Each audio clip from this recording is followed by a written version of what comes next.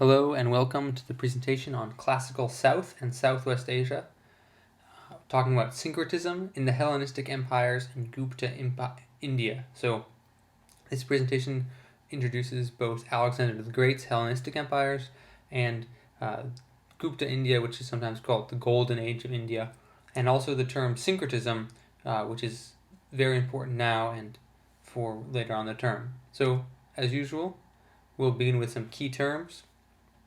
So one of the most important is probably this idea of multinational. Multinational is an adjective that describes something that goes past more than one nation, and nowadays we use that a lot of times to talk about corporations. So something like McDonald's, there are McDonald's all over in many different countries, so we consider it multinational. But we could also think about an empire being that way, and something like Alexander the Great's empire or the Roman Empire includes people who are from all sorts of different ethnic and cultural backgrounds. And when that happens, we can talk about a multinational empire. So being able to understand that is kind of a larger, bigger idea than maybe some of the states in the ancient period or the before the classical period. That's important for the classical period, especially for Alexander the Great's Hellenistic empires.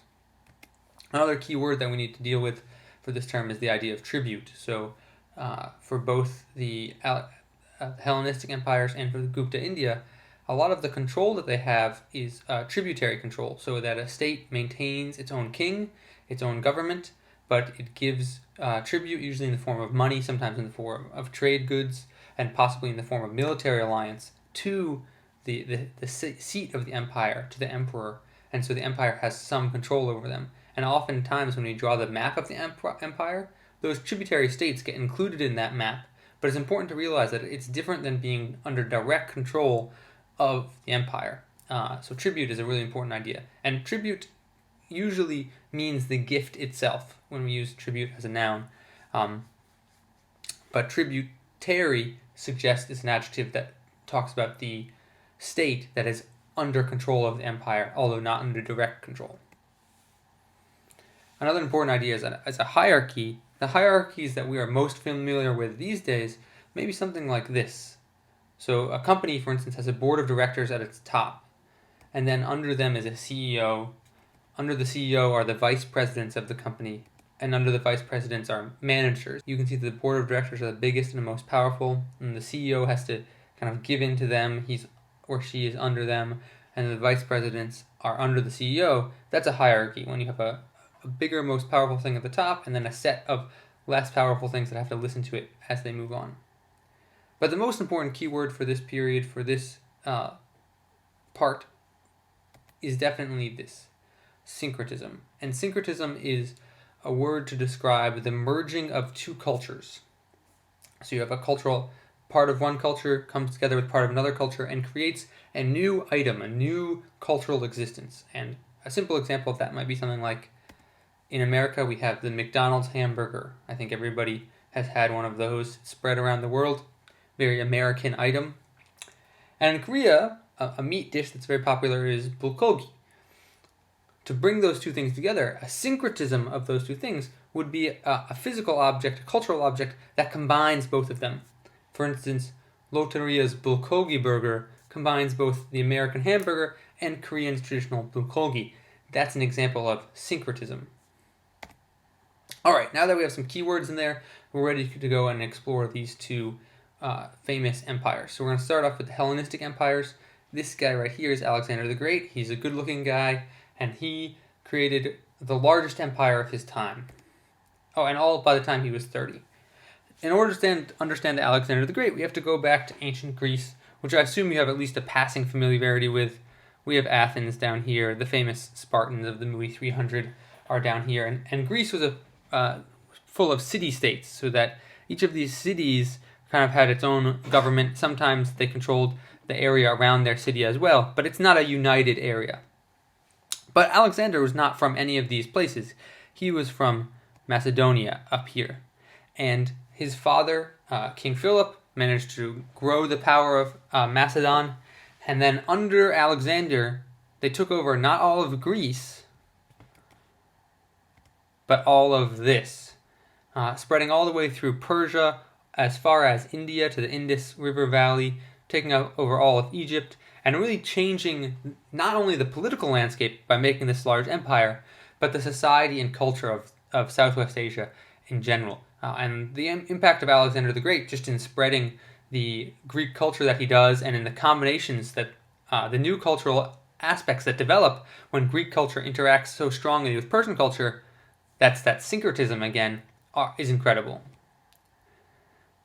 So some of that, here are some more examples of that. This here is what's called an astrolabe. It's a astrological tool, maybe an astronomical tool is better, used to measure the locations of the stars and to do calculations like that. And that's a Greek object that then managed to spread out throughout a lot of the Persian world. Another example is Greek sculptural methods. We've actually seen this sculpture before. If you remember, it's from Gandhara, and it shows very clear Greek sculptural techniques, especially in the way that the hips and the shoulders are. And that, again, represents the movement of Greek cultural forms through Alexander's empire. But it also, if you notice, the subject of this sculpture is the Buddha, so it represents another impact of another culture. So once again, this would be syncretism. And what allowed for that syncretism and the spread of both of these things is not a Greek invention, but the Persian road system called the Royal Road was already well developed. I mean, that's how Alexander could move so far and capture such a large empire so quickly, is because the Persians had really laid out the roads for him already. Some other key cultural aspects there were big changes in religion. So Alexander is spreading with him the Greek feelings, but Greek religion changes in response to the interaction with a lot of other cultures. And the Egyptian goddess Isis, who is pictured here, she's the one with the wings, becomes one of the most worshipped deities in Alexander's empire and in the successor states to Alexander the Great's empire. So an example of how it's not all Greek. There are a lot of other important influences. Another example is something I think many of us are familiar with, the zodiac. I'm a Scorpio, which is right here.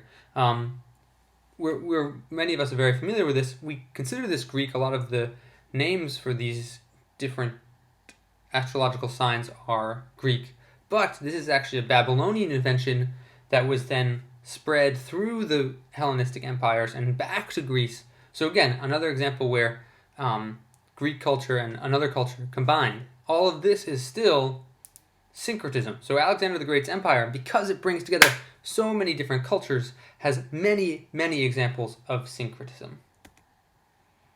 All right, we're going to move on, talk a little about the Gupta India. Really, the golden age of India. But before we can do that, we need some background. And one of the most important things is when we last left the people who were in the country that's now called India, we were talking about the Aryan migrations. And we talked about how in their migration, moving down through here, they had an animistic religion, and part of that influenced the development of Zoroastrianism. And then moving into India, it influenced the development of Hinduism. And Hinduism is going to be a really important part of our story, especially since Hinduism is going to be a really important part of our story, partly because one of its key developments is Buddhism. And you can watch the Buddhism and Hinduism videos for more details about their connection. But Buddhism spreads under the Mauryan Empire, which is one of the great empires of India. This guy is named King Ashoka, and after killing lots of people, he converts to Buddhism and really does a lot to spread Buddhism through India. And he supports a destruction of some of the social system that ruled previously under the Hindu social system of the caste system. He really raises up merchants, and the merchants then go and spread Buddhism through many other areas along the trade networks that we've discussed before.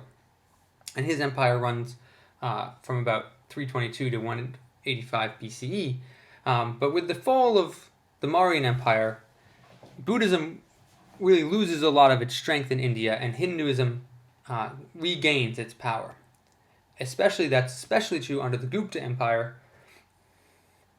Around 320 CE, the Guptas, a family, begin to gain power through political relationships and eventually through military conquest. and they gain control of much of northern India.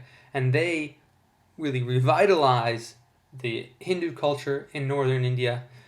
It's not that they really persecute Buddhism. In fact, I think that the evidence that we have suggests that the Gupta Empire was religiously tolerant, and Buddhist learning also flourished in India in this time, but that they really returned the Brahmin, the Hindu priests, to their previous cultural and societal power, and they returned things like the caste system to being key parts of Indian culture and society. But the Gupta Empire is really best known as an incredible cultural flourishing in India, probably and often called the Golden Age, and that's why I have all of the golden coins. So really, I want to talk a little bit about some of the cultural developments in that period. One of them, I mentioned before that there was growth of Buddhist learning at Nalanda University. That's a university that was built during the Gupta period. Even though Gupta is dominated by Hinduism, Nalanda was a Buddhist university and a center of Buddhist learning. Some other examples are things that we think are just common in the world today. Things like chess. Here's I think it's post-Gupta, but during the Gupta period is when we believe that the game of chess was invented, and that was in India and spread out of India, again along the same networks of exchange that we've already studied. Some other amazing things, like how eclipses work, were also first studied scientifically in Gupta India, and probably most importantly, the idea of zero, the concept of the number zero, was almost certainly developed in Gupta India, and that has had incredible influence on the development of science. So I guess the key thing I want to say is that when we talk about the golden age in Gupta, it's not just an economic golden age or a military golden age, but really a cultural flourishing of new discoveries, new technologies, and really not a whole lot of syncretic evidence compared to the Alexander the Great's empire, where it seemed like everything was a combination of cultures. Here it seems like a lot of work is just being done within India, although it's important to remember that India is still well connected, the Gupta Empire rather, is still well connected to the networks of exchange. So that's all I'm going to talk about today. Good luck dealing with the texts. Obviously circle things if you have questions and you can come to class, but I hope you're excited to learn more about these two incredible empires. Thank you very much and see you next time.